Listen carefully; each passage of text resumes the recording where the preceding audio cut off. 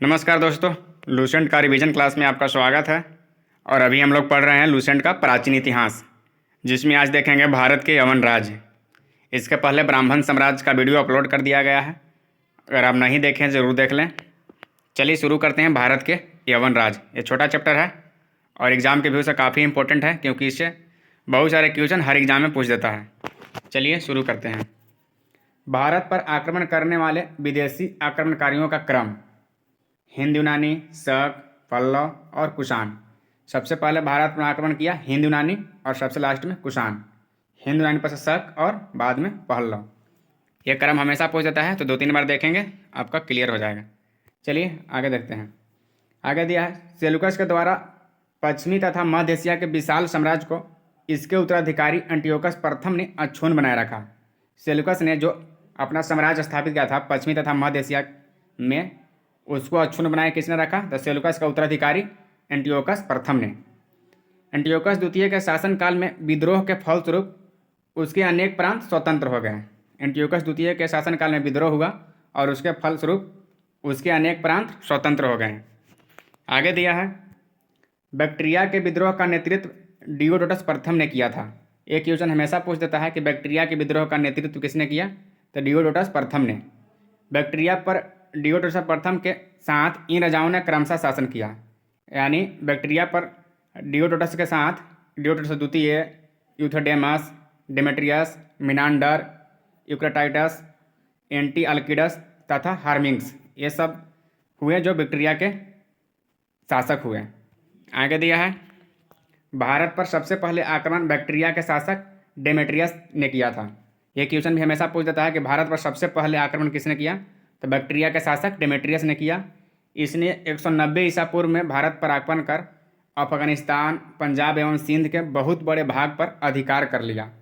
Demetrius ने 190 ईसा पूर्व में भारत पर आक्रमण किया और अफगानिस्तान, पंजाब एवं सिंध के बहुत बड़े भाग पर अधिकार कर लिया। इसने साकल को अपनी राजधानी बनाई। इसे ही हिंद यूनानी या बैक्ट्रियाई यूनानी कहा गया है। आगे दिया है, हिंद यूनानी शासकों में सबसे अधिक विख्यात मिनांडर हुआ। हिंद यूनानी शासकों में सबसे विख्यात कौन हुआ? मिनांडर हुआ। इसकी राजधानी साकल थी, जो शिक्षा का प्रमुख केंद्र था। साकल शिक्षा का प्रमुख केंद्र था, आधुनिक सियालकोट। आगे दिया है, मिनांडर ने नागसेन से बौद्ध धर्म की दीक्षा ली।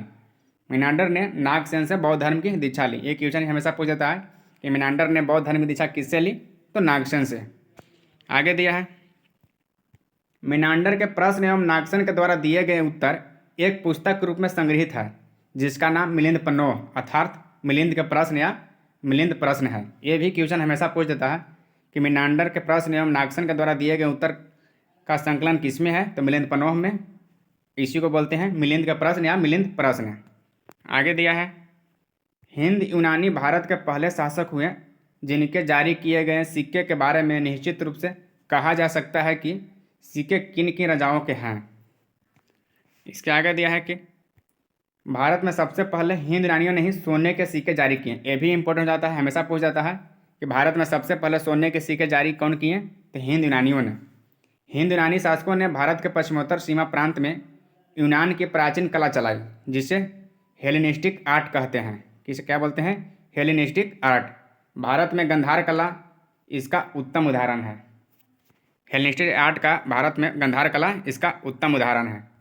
आगे दिया है, यूनानियों ने पर्दे का प्रचलन आरंभ कर भारतीय नाट्य कला के विकास में योगदान किया। ये भी क्वेश्चन हमेशा पूछ जाता है कि पर्दे का प्रचलन किसने किया? यूनानियों ने। और आरंभ कर भारतीय नाट्य कला के विकास में भी योगदान दिया। चूँकि पर्दा यूनानियों की देन था, इसलिए यवनिका के नाम से प्रसिद्ध हुआ। पर्दा को क्या बोलते थे? यवनिका। तो भारत के यवन राज खत्म हो गया। बिल्कुल छोटा चैप्टर था। तो अगर वीडियो आपको अच्छा लग रहा है, हेल्पफुल लग रहा है, तो चैनल को सपोर्ट करिए, लाइक करें, सब्सक्राइब करें। मिलते हैं अगले वीडियो में, और इसी तरह आप लोग रिवीजन करते रहें। तब तक के लिए जय हिंद।